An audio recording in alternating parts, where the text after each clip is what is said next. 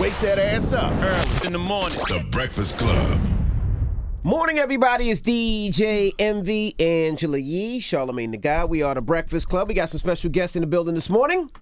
We have Liza Morales. Welcome Hi, back. how are And we you? have Destiny Odom. Welcome. Hi. You guys How are are a you? spitting image. She's a spitting image of your face. I'm going to tell you that. But welcome, guys. Yes. Thank you so much. Thank We're you. grateful to have you up here. And Destiny, I just saw you doing an interview with your dad, Lamar Odom. Yeah. And you talk about, because he does have his book out right now, Mm-hmm. which I'm sure you read, and we're going to get into that.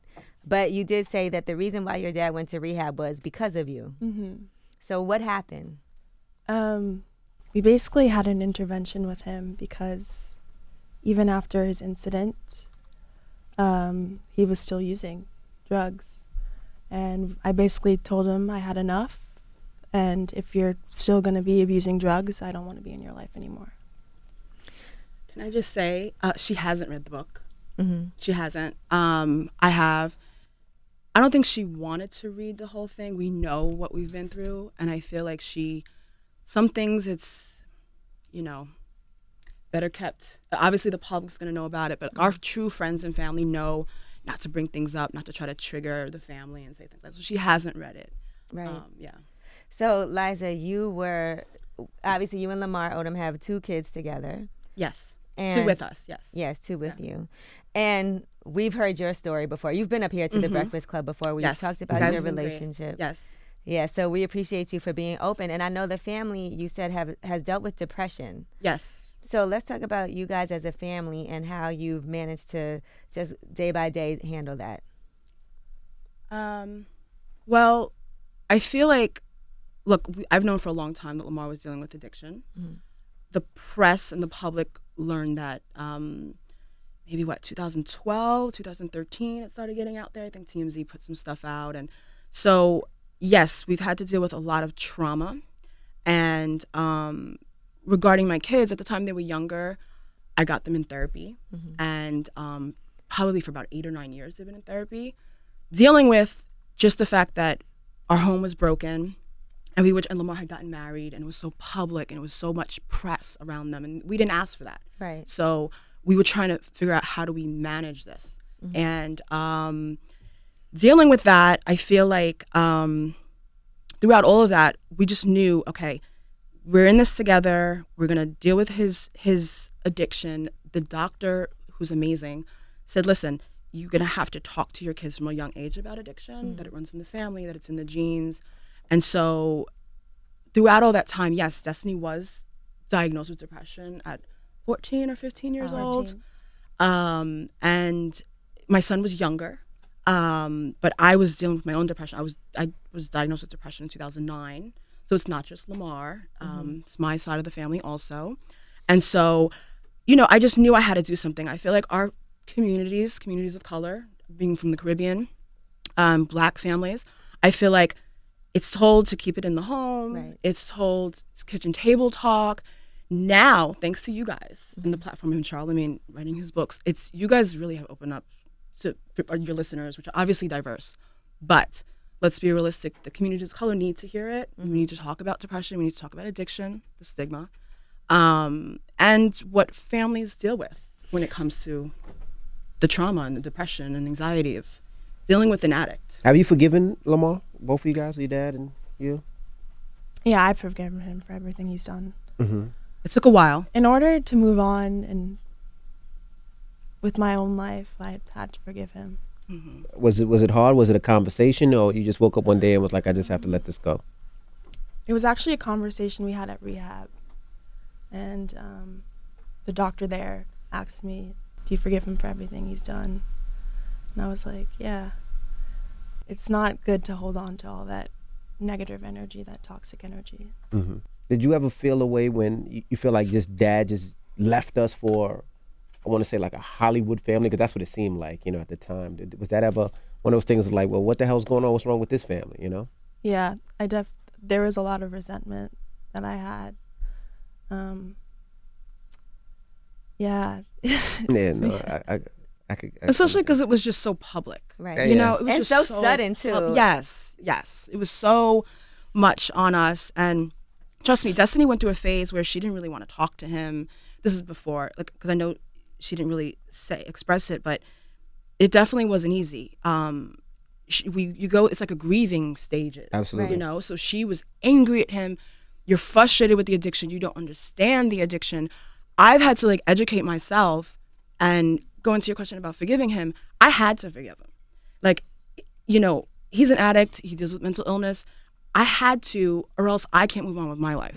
Yeah, that's not. I don't know. Now, how did you get to the point to forgive him? Because you stood by him even when it was when he didn't treat you well, and you still was positive, and you stood there. You know, publicly why? positive. I'm sure at times you were at home. Of course, of course. At home, but to yourself, in the face of the public, she kept it strong. Yeah, I think probably with me, because I had to deal with my own stuff, and you have to remember too, dealing with families and trauma.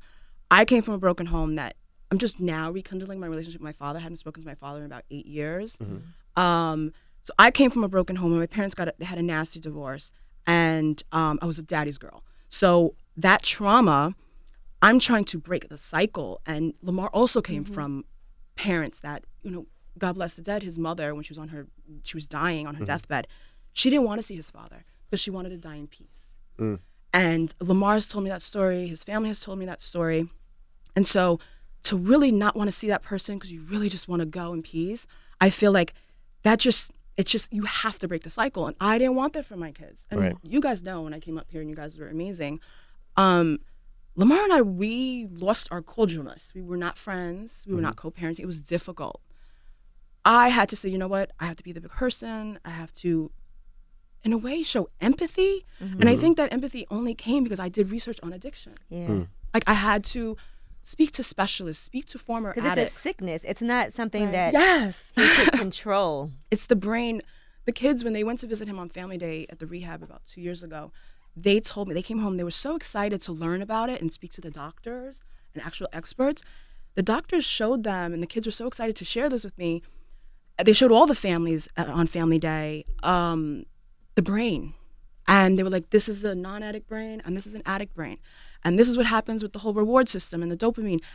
And the kids were like, it was amazing to see the difference. Like, it's the brain. It's not, I just want to go get high today because I want to be It's an not a addict. choice. Yeah, it's not. And it runs in Lamar's family, which is why I'm trying to educate my kids and educate myself so I could guide them and we could lean on other, obviously you have to heal yourself and then lean on other things to help yourself, whether it's meditation or apps on our phones that we have to help us to relax and help us to fall asleep.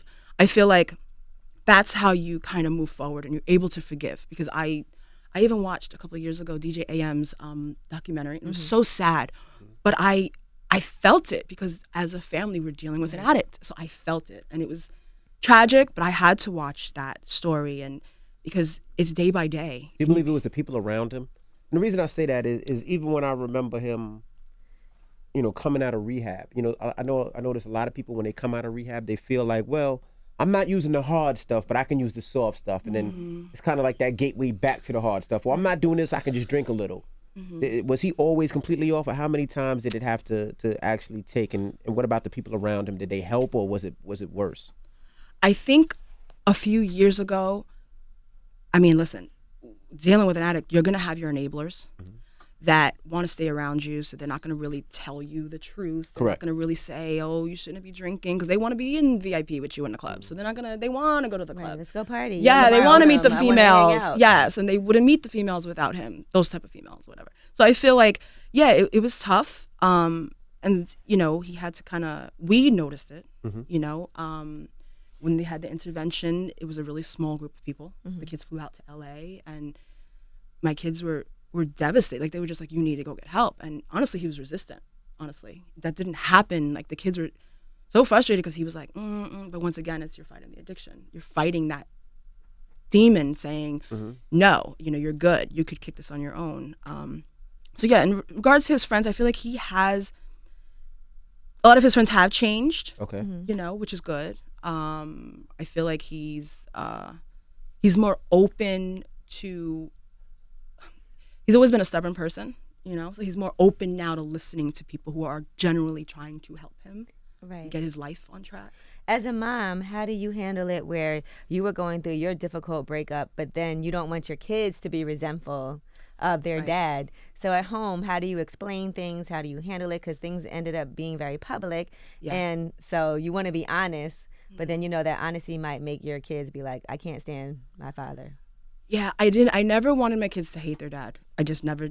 Like I said, I just always wanted to break the cycle. And I don't know. I think a lot of it, I kind of kept to myself, which is the depression. I alienated myself even from my friends, because I didn't want them in a way to know my business, even though it was public. Right. I didn't want to like validate what was going on, So they were assuming things because of the press. But so I think I just kept that inside, and I was just trying to like take it day by day with them. And then, like I mentioned before, with the doctor, she's been so pivotal in our journey dealing with this, because she's the one who said, you have to talk to them from a young age. And she actually gave us a great example, which stuck with me, and this was years ago, at least 5 or 6 years ago.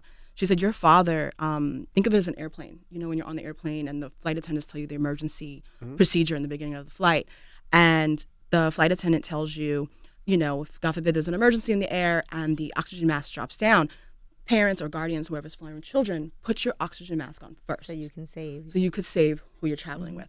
She said, your father has to put his own oxygen mask on. He cannot help you until he helps himself. So That's a great analogy. This is why, that's why it stayed with me for so many years, because it's an amazing analogy so that stayed with me, and that's how I view it too. Right. Like, he doesn't have his own oxygen mask. He's still trying right now to get his oxygen mask on, and it's still going to be day by day. What's the relationship now between you guys?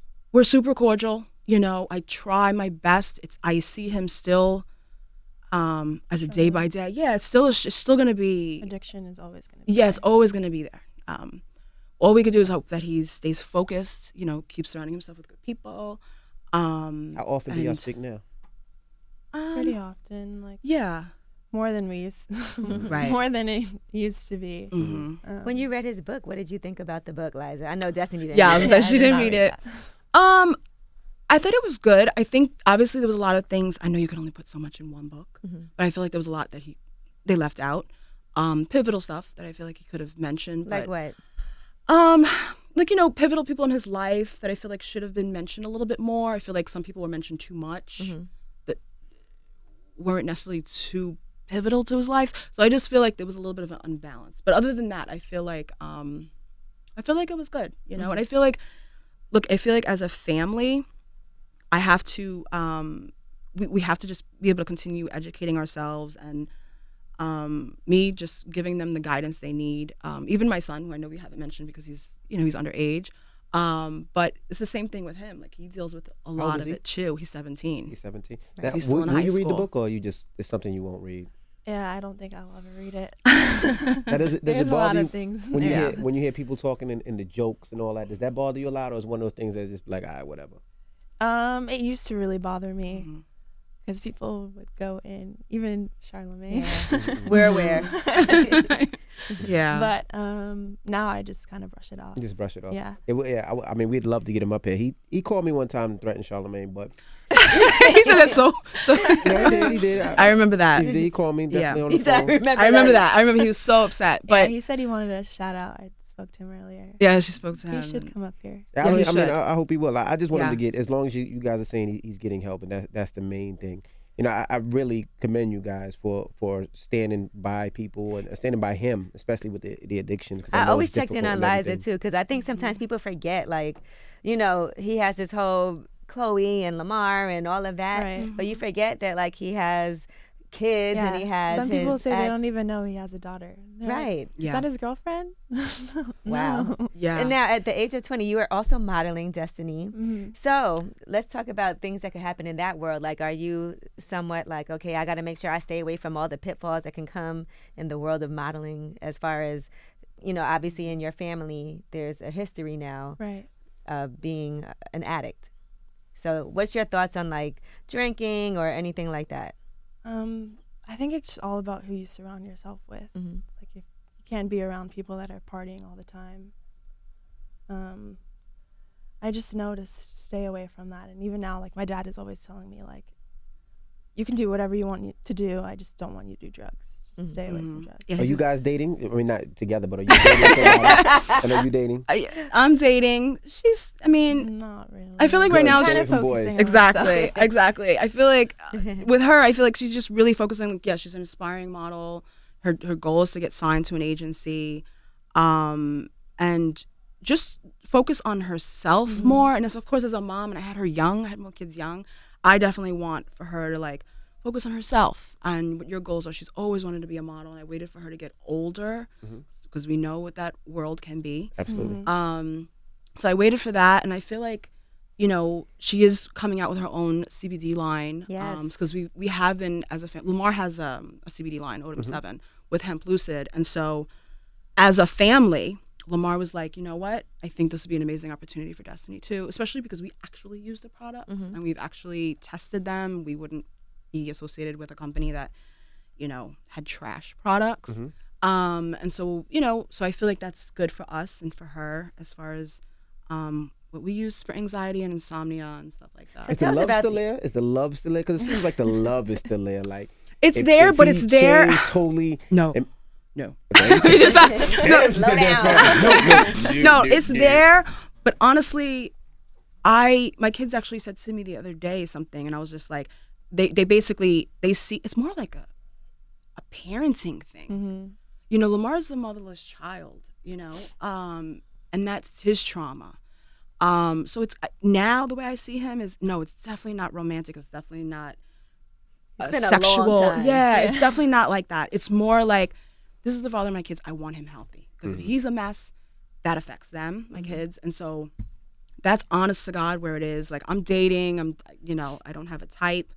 So yeah. So but him and I, it's totally. There's a white cordial. camera guy out there.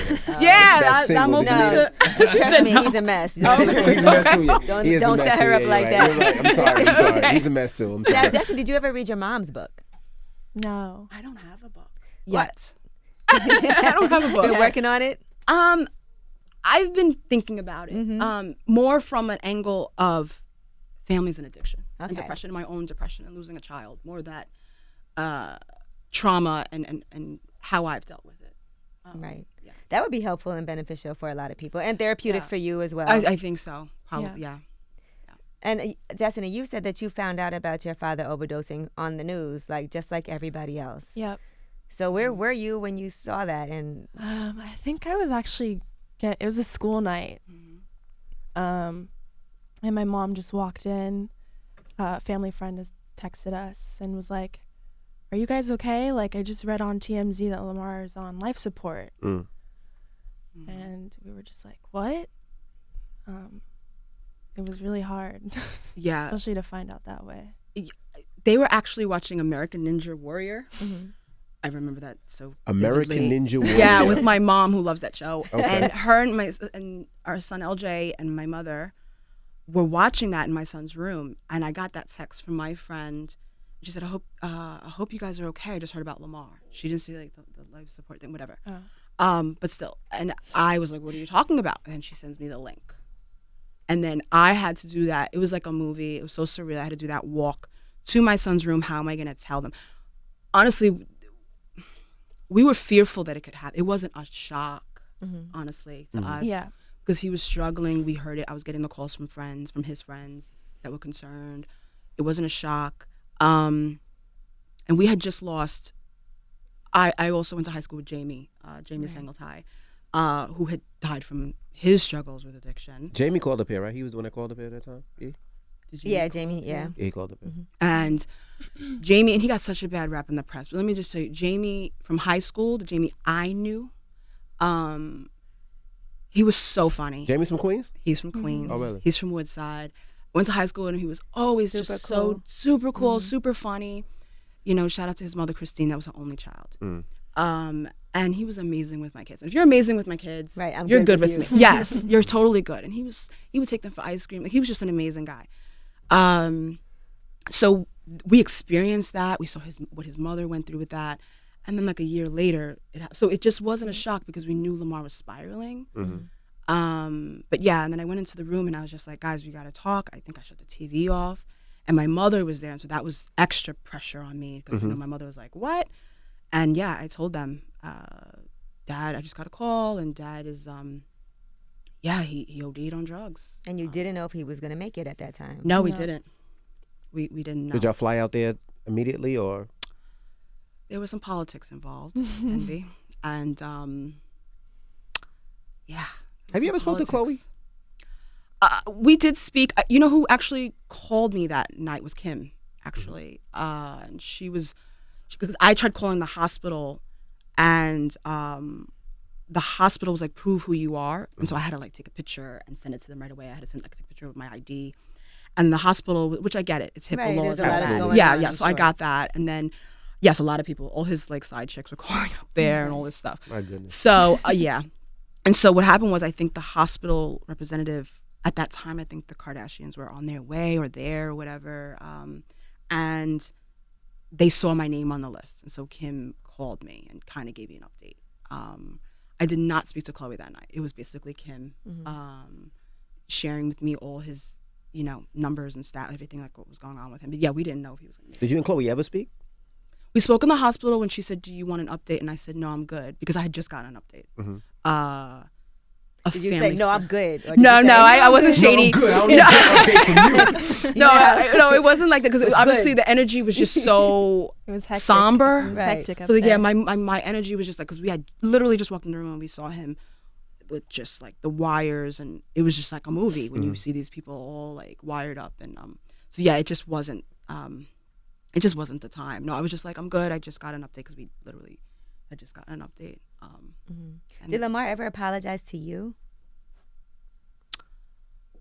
you mean just like Just Any- I'm sorry everything? that I Liza, put I'm you sorry. through. I fucked No, up. I no. apologize. I put you through ups 'Cause it and would- downs. I would You feel held like me down. You're my apologizing- baby from Queens. I'm sorry. I would feel like apologizing. no, but you should to write the that out kids. for him. Because no, he didn't. Yeah, because I would think you deserve an apology as well. I mean, he apologized to the children. There were a Yeah. lot of things that you had to deal with. Obviously, you guys had loss in your family too, together, losing a child, and then everything that you had to go through publicly, like with him moving on in the relationship and not even letting you know what was going on Yeah. when that was happening, and you being a great mom and raising the kids and all of that. I would think at some point. I think putting at out some this point book- he will. I think it's difficult for him. He's not a great communicator. So I feel like he has shown me that he appreciates me. I know. This book was a great communication. This That's is a a side great of time to Lamar be never like. heard. Never. I He's also- been so open, even with his tour. He's yeah. been doing all these interviews. I would think at some point you're like, I do want to apologize to my ex because she I was. put her through it. Yeah. No, So you accepted his Yeah. apology on a little bit. 'cause She's you're forgiven promoting him, his but I book, do yeah. feel like that kind of needs to be like, Absolutely. yeah. said even publicly, because there's a lot of things that he's confessing to publicly. Like that's a good way to, kind of get that. Get a clean slate. Yeah. With some Even of these if- stories, do you look at it and be like, wait, he was with me when this happened? Of course. Of course. There was things that when I was reading, I was like, I had to have my glass of wine. And I was like, oh my God, like this guy. Like, but I wasn't, it's so funny. That's how you know you're over it, because I wasn't even mad. Right. Like it didn't happened. hurt you. You were just yeah. like, I was just like, really? I was doing the math. Like, Did you have to really? call him during that time? Like, man, that time you said Taraji? No. no. Like, there was little like stories, like craziness, which is why I'm glad she doesn't, because I don't want her to look at her father differently. Right. It's and she will. She's already seeing like all the posts. Most of it and- doesn't surprise me. though. Yeah. Now, does that affect how you look at men now or guys now? Like, I don't trust none of them. They all full of. I wouldn't say none of them, but majority of them. Good. That's a good way to think. Yeah. That's a good way to think. Great way to think. 95. nothing wrong with 5%. that. I mean, and I'm sure it affects you, Liza, in your dating life as well. How do you trust someone? You're right. I think that's why I've been so selective and kind of hidden in a way, because, I was trying to deal with my own stuff, and I knew I couldn't go into a relationship with my baggage. I mean, all of us as human beings have baggage, but I didn't want to go into another relationship with that. Who was for helping you sure. when you was dealing with all this? Because you say your baggage. Who was by your side? Was there? God, honestly, I prayed. I don't want to come up here sounding like ooh, hallelujah type person, but my faith, and therapy, and honestly meditation, and I did do therapy, and we do it as a family. So I think that has without a doubt helped. Has Lamar gone to therapy with you guys? No, but that is on our bucket list. Right. We have talked about that, to go as a family, and that's why I think this journey that we're working together, and we actually, you guys familiar with ketamine? Ketamine. We actually Sounds did like a drug. It is. Oh. It is, but it's handled by a doctor. We're not talking about like street stuff. But it deals with like depression and anxiety and under the right circumstances. And so we did that like as a family, not my son. Yeah, all did ketamine together? Not together. Lamar did making it it the sound like next they day. did ecstasy. No, No, yeah, no, I'm no. trying to figure out. I'm probably not saying it the right way, but we It actually was have. prescribed to you. Yeah, well, we actually How have they did it Chase. together, like in a room. We were in a room in a doctor's facility. It was totally safe. I was approved by very the FDA. hesitant. It just got approved by the FDA, which I like know that doesn't say a What lot. does it do but- to you? You know what? I actually have Chase Hudson here. I thought you were from going to say, I Hemp Lucid. have some with me right now. Chase, Stop it. Chase, can you explain? Chase is Chase Hudson Please. from Hemp Lucid, our Yes, business please partner. come and let us know about He's this. like the ketamine. I thought you were going to say, we have some now. Yeah, because I wouldn't Say, put my "Geesh." kids in that situation for sure. Is this like shrooms? Or? Okay, here you go. Yeah, he could describe it better than Yeah. you could, because I don't. Okay. Yeah, so we had. You got to talk to the mic. Sorry. Do this. Okay. This work. All right, there we go. Yeah, so we had Liza. Well, I've been working with Lamar doing a documentary where we did ketamine, CBD, and then another plant medicine called ibogaine, which breaks addiction the first time you use it. So, and that documentary is coming out here hopefully within the next couple months. But ketamine, it's a FDA-approved drug that is showing huge promise in treatment of depression, anxiety, and also addiction. So it resets the brain and promotes new brain growth and new neural pathways. Okay. Does it get you high, or what's the feeling of it? It doesn't get you high. It is a dissociative. So How do you feel when you take Is it? it like a hallucinogen, kind of? She saw. Batman? No. She saw like. I just saw like a bunch of different colors, and Yeah. I did hallucinate a little bit. I saw like I was in a field, braiding hair. braiding hair. Are you a hair braider? No, No, I'm not. we were thinking maybe it was like ancestors type stuff. That's dope. Yeah. And it's not addictive, right? no.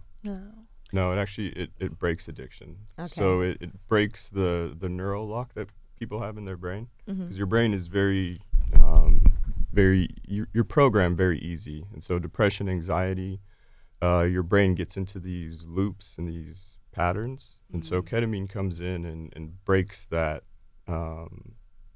loop and allows you to reconstruct, gives you an opportunity and a window to reconstruct your patterns and your habits, and it's been amazing. And it just got FDA approved? Yeah, like recently, a couple of months ago, and I actually saw Dr. Oz up here with you guys. And I know Dr. Oz. We actually went up to see him last week, I think. And I'm glad. Look, I know it sounds crazy, but I definitely wouldn't approve something like that with my daughter, and me also. I wouldn't put myself through that. But I feel like I did my research. Obviously, everybody has to do their own research, speak to their doctor if And they need determine. to. Yes, because regarding my son, I didn't let him do that because I would have to speak to his doctor first, and I didn't want that. So I said, you know what, we'll just meet my daughter and I. She wanted to do it.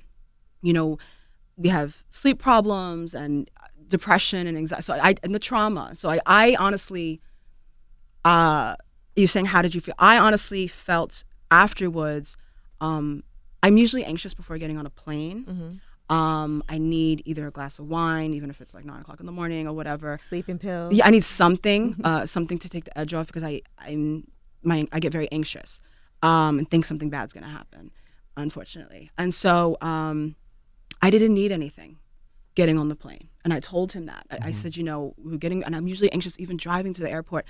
I didn't feel that. I honestly felt rejuvenated, and like that whole week he kept checking on me. How are you feeling?